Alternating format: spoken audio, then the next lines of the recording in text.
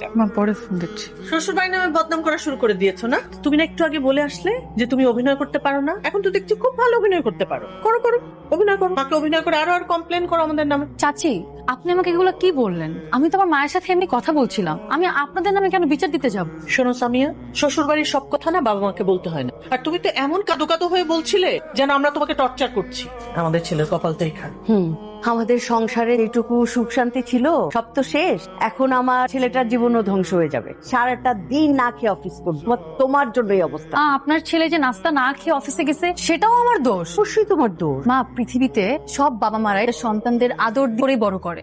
সামিয়া, তুমি তোমার মায়ের বয়সে একজনের সাথে মুখে মুখে কথা বলছো? মানে আদব কায়দা তো কিছুই শিখো না। কি শিখিয়েছে সেটা তো দেখতেই পাচ্ছিস। প্রেম করেছে আরেকজনের সঙ্গে আর বিয়ে করেছে আমার ছেলে। আমার ছেলের জীবনটা শেষ।